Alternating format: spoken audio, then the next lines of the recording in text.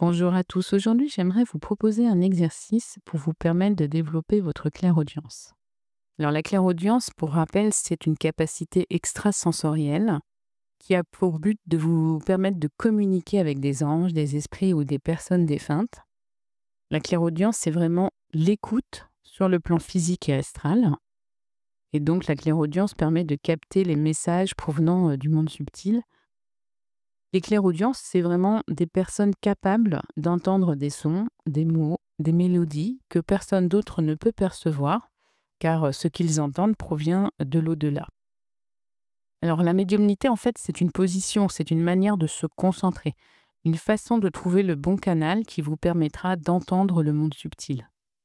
En fait, c'est comme si vous étiez un transistor et que vous vouliez trouver la bonne onde, une onde qui est personnelle à chacun et qui vous permettra d'activer votre clairaudience.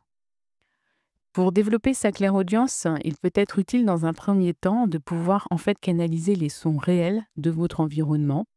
Ça vous permettra de développer votre concentration, votre manière de percevoir les bruits qui sont autour de vous. Et donc, je vous propose l'exercice suivant pour développer votre clairaudience. Donc, dans un premier temps, je vous conseille de réaliser cet exercice chez vous, au calme, et donc à votre domicile, dans une pièce où vous vous sentez bien. Vous allez vous asseoir en silence. Et après quelques inspirations, vous allez tendre l'oreille et vous concentrer sur les sons qui parviennent à vous. Vous allez vraiment essayer d'entendre le plus loin possible les sons qui sont à l'extérieur. En fait, vous partez des sons de chez vous vers les sons de l'extérieur et vous allez essayer de déterminer d'où viennent ces sons. Vous allez ensuite vous focaliser sur les sons que vous entendez et vous allez vous focaliser notamment sur les sons que vous avez pris l'habitude d'ignorer.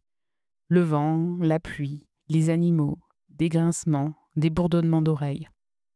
Le but, en fait, c'est d'affiner votre perception et votre concentration. Et quand vous aurez pris l'habitude de cet exercice, vous pouvez le réaliser à l'extérieur, de préférence dans un lieu naturel assez calme. Ça peut être en forêt, ça peut être auprès d'une source d'eau, un fleuve, un étang, ou tout endroit que vous affectionnez. Et là, vous cherchez de nouveau à identifier les bruits qui vous entourent en cherchant à les individualiser au maximum et en cherchant à les reconnaître. Puis, en traitant les sons qui arrivent jusqu'à vous, vous pouvez ensuite essayer de les visualiser, d'imaginer à qui appartiennent ces sons. Qu'est-ce que ces sons veulent dire? Par exemple, si vous entendez le son d'un animal, vous pouvez essayer de le visualiser et de tenter de comprendre ce qu'il cherche à communiquer par ses cris. Qu'est-ce que l'animal raconte en fait? Quel message cet animal veut communiquer aux autres animaux ou à l'environnement qui est autour de lui? Alors j'ai aussi une petite variante par rapport à cet exercice autour des sons. Si vous êtes un peu plus visuel, vous pouvez prendre un magazine ou un livre imagé et vous allez vous positionner sur une photo.